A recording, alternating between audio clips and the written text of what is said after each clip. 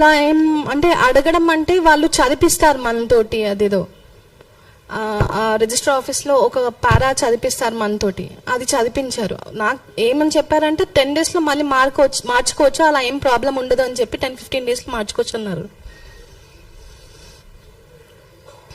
Just నాకు తెలిసి ఆ సర్టిఫికెట్ ఎందుకు చూపించడం జరిగిందంటే నా ట్రస్ట్ గెయిన్ చేయడానికి కోసం అని చెప్పి చూపించడం జరిగిందని చెప్పి నేను అనుకుంటున్నాను సార్.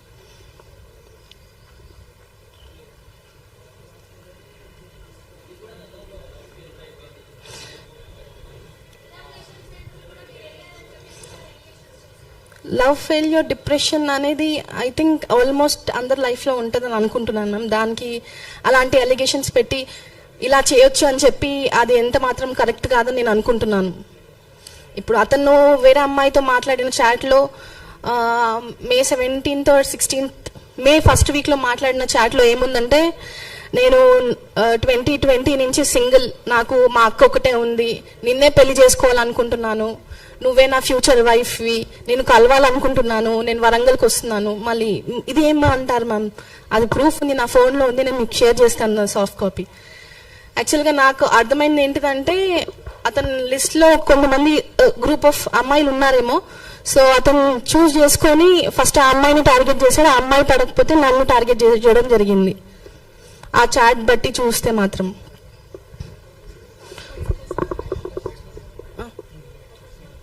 నేను సాఫ్ట్వేర్ డెవలపర్ని, నేను software engineer.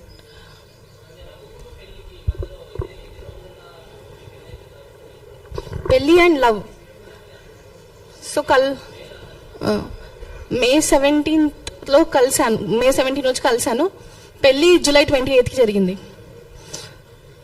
So almost 1.5 month 2 months వరకు గ్యాప్ వచ్చింది మ్యామ్ మధ్యలో.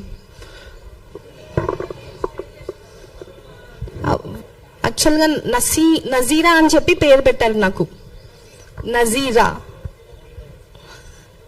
అని చెప్పి పేరు పెట్టాడు. అండ్ ఫ్యూచర్లో మనము దుబాయ్కి వెళ్ళిపోతాము.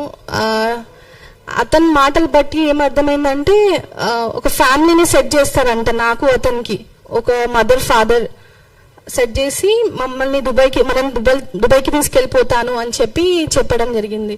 అండ్ ఆధార్ కార్డులో నేమ్ చేంజ్ అవ్వని అని అడిగితే, చార్మినార్లో వాళ్ళు తెలిసిన వాళ్ళు ఉన్నారంట, ఒక 10 minutesలో డబ్బులు ఇచ్చేస్తే చేంజ్ చేసేస్తారని చెప్పారు. అండ్ పాస్పోర్ట్ విషయం అయితే 1 lakh వరకు ఇస్తే పాస్పోర్ట్లో కూడా అంత చేంజెస్ చేసేస్తారంట, 1 hourలో మన చేతిలో పాస్పోర్ట్ ఉంటుందని చెప్పడం జరిగింది సార్.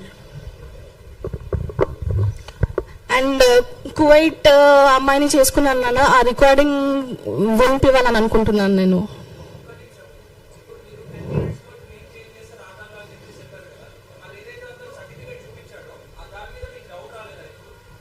వచ్చింది సార్, అడిగాను నేను.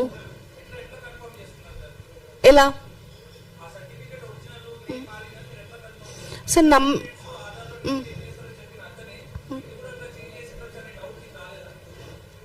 వచ్చింది సార్. ఏంటంటే వాళ్ళు ఒక గ్రూప్ అని నాకు తెలుసు, ఇలాంటివి చేస్తుంటారని తెలుసు, ఆ ఫేక్ సర్టిఫికేట్ అని కూడా నాకు తెలుసు. నేను ఎందుకు ఇన్ని రోజులు బయటికి రాలేదంటే, మా మమ్మీ మా చెల్లి నాకు చాలా ఇంపార్టెంట్, నాకంటే ఇంపార్టెంట్ వాళ్ళు నాకు. మా మమ్మీని న్యాచురల్ డెత్ చేస్తా అని చెప్పడం ఎంత కరెక్ట్, మా చెల్లిని కూడా ఇలానే కిడ్నాప్ చేసి రేప్ చేస్తానని చెప్పడం ఎంత కరెక్ట్ చెప్పండి మీరైనా. ఆ ట్రాప్లో అవును సార్, నా మమ్మీ మా చెల్లి నాకు చాలా ఇంపార్టెంట్, నా వీడియోస్ చూపిస్తానని చెప్పి బెదిరించారు. ఇప్పుడు నా వీడియోస్ కానీ ఫొటోస్ కానీ బయటికి వస్తాయని భయంతో కూడా నేను ఇన్ని రోజులు రాలేదు. కానీ ఇప్పుడు ఎందుకు ముందుకు వచ్చానంటే, ఇంకా చాలు నా లైఫ్లో, ఇంకా చాలు, వేరే అమ్మాయిలకు కూడా ఇలా అవుతుందని విన్నాను అని చెప్పి నేను మేడం వాళ్ళని కానీ సార్ వాళ్ళని కానీ కలవడం జరిగింది.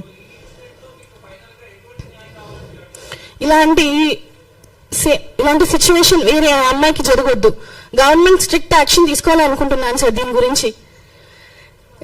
ఇంకా మహారాష్ట్రలో ఒక కేసు మొన్న ఇప్పుడు వైరల్ అవుతుంది, TCSలోది వైరల్ అవుతుంది.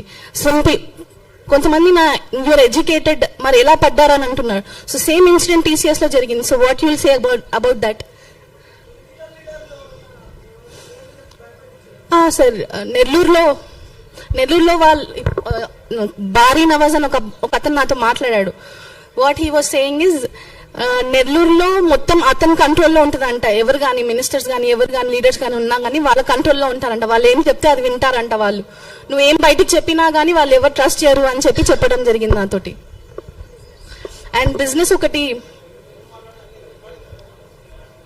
వాళ్ళు టెలిగ్రామ్, వాట్సాప్, స్నాప్చాట్, ఇన్స్టాగ్రామ్ ఇవి వాడతారు. నార్మల్ కాల్స్ చాలా తక్కువ వాడతారు సార్ వాళ్ళు. WhatsApp call mostly, or Instagram call, snap call. Normal call చేస్తే లిఫ్ట్ చేసేవాడు కదా మాక్సిమం. లిఫ్ట్ చేసినా కానీ వాట్సాప్ కాల్ చేయని చెప్పేవాడు. వాళ్ళు అసలు నా ఫోనే లేదు కదా సార్. నా ఫోన్ అమ్మేయడం జరిగింది, ఐఫోన్ అమ్మేయడం జరిగింది. అందులో నా ఐక్లౌడ్లో ఉన్న డేటా కూడా డిలీట్ చేయడం జరిగింది సగం. పాస్వర్డ్ ఎలా ఇచ్చారు మీరు అంటే, మొత్తం నా ఫోన్, నా అన్ని, నా గూగుల్ పే, నా ప్రతి బ్యాంకింగ్ పాస్వర్డ్ వాళ్ళ చేతిలో ఉండేది. సో ఆ పాస్వర్డ్ ఇవ్వకపోతే ఊరుకుంటారా చెప్పండి సార్.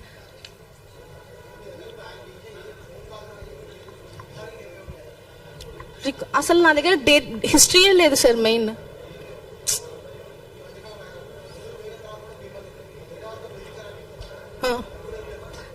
Jan 12th వెళ్ళిపోయిన నుంచి నో కాంటాక్ట్ సార్. అండ్ నేను కాగ్నిజెంట్లో వర్క్ చేసేదాన్ని.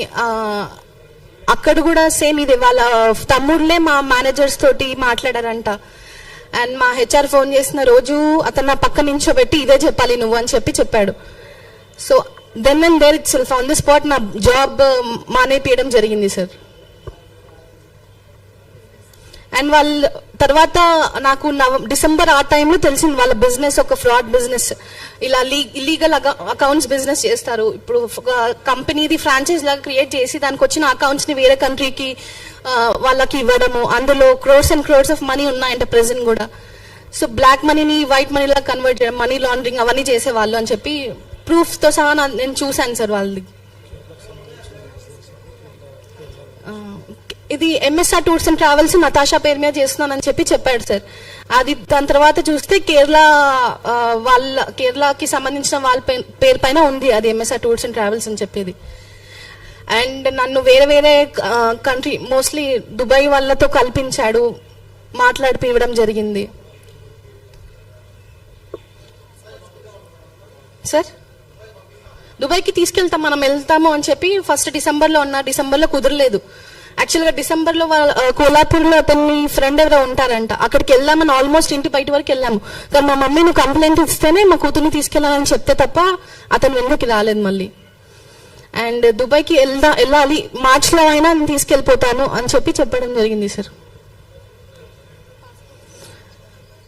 నేను రిటర్న్ రావాలి ఎందుకు వచ్చానంటే, హైదరాబాద్కి నా పాస్పోర్ట్ ఉంది ఇంట్లో, అది తీసుకోవడానికి కోసం రావడం జరిగింది. ఇక్కడికి వచ్చిన తర్వాత ఏం తెలిసిందంటే, ఆల్రెడీ వాళ్ళ ఫ్యామిలీ వాళ్ళు కానీ వాళ్ళ ఫ్రెండ్స్ కానీ మా మమ్మీకి అంటే బెదిరిస్తున్నారు. ఎక్కడ ఉన్నారు వీళ్ళు, మీరే దాచిపెట్టారు కదా, ఎందుకు తీసుకురావట్లేదు,